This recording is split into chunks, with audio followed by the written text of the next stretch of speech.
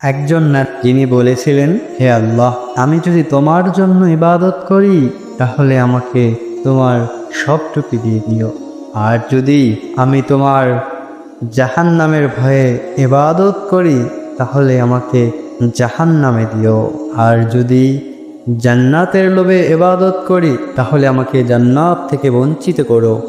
তাহলে তিনি কেন ইবাদত করতেন? শুধু আল্লাহর ভালোবাসার জন্য? এমন ভালোবাসা কি সম্ভব?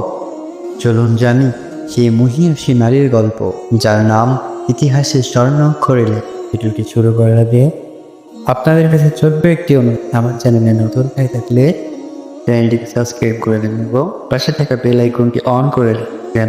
এই চ্যানেলের প্রত্যেকটা ভিডিও সবার আগে আপনার কাছে। আসসালামু আলাইকুম ওয়া রাহমাতুল্লাহ। 713 খ্রিস্টাব্দের দিকে ইরাকের বসরা নগরীতে জন্ম নেন বসরা এর এক দরিদ্র পরিবারে রাবে। তার পুরো নাম ছিল রাবেয়া আল আদাবিয়া। তিনি ছিলেন তার পিতার চতুর্থ কন্যা, এ কারণে নাম রাখা হয় রাবেয়া, অর্থাৎ চতুর্থ।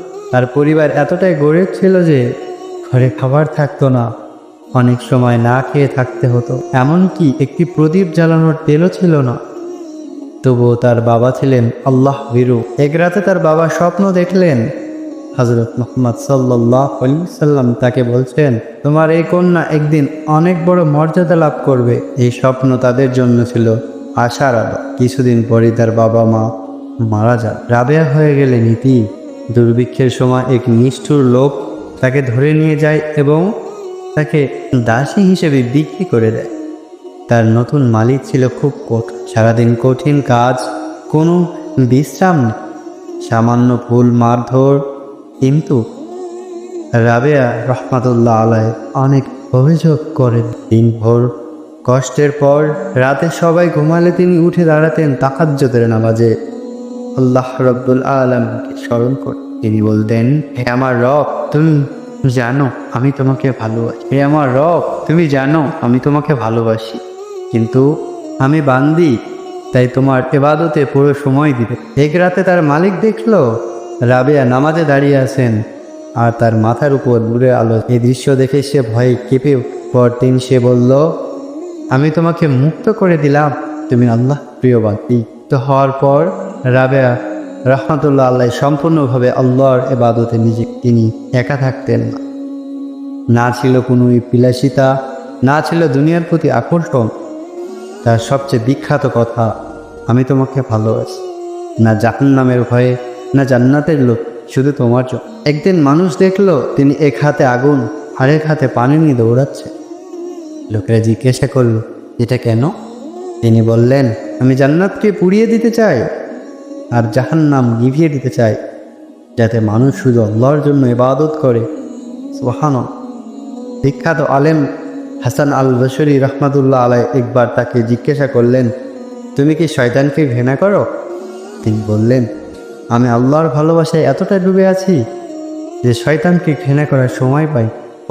সারা রাত তিনি নামাজ পড়তেন, অঝরে কান্না করতেন, আল্লাহকে স্মরণ করতেন। তিনি বলতেন, যে আল্লাহকে চিনেছে সে কখনো তাকে ছেড়ে থাকতে পারছে। তিনি দুনিয়াকে তুচ্ছ মনে করতেন। একজন জিজ্ঞাসা করল, আপনি কি বিয়ে করছেন না কেন? তিনি বললেন, আমার হৃদয় তো আগে আল্লাহর কাছে দিয়ে দিয়েছি, তাই বিয়ে শাদী আমার জন্য। প্রায় 80 বছর বয়সে তিনি ইন্তিকাল করেন, কিন্তু তার শিক্ষা আজও জীবন্ত। আল্লাহকে ভালোবাসার সবচেয়ে বড় ইবাদত কষ্ট মানুষকে আল্লাহর কাছে নিয়ে যায়। ক্ষণস্থায়ী আন্তরিকতা সবচেয়ে গুরুত্বপূর্ণ। রাবেয়া রহমাতুল্লাহ আলাইহি আমাদের শিখিয়েছেন, আল্লাহকে এমনভাবে ভালোবাসো যেখানে জান্নাত জাহান্নাম তুচ্ছ হয়ে যায়। আমার প্রিয় দর্শক শ্রোতাগণ, আল্লাহকে এমনভাবে ভালোবাসতে হবে যেন দুনিয়ার মোহ মায়া সব কিছু ত্যাগ করে এই সুবহান রব্বুল আলামিনের ছুটে যেতে ইচ্ছা করে।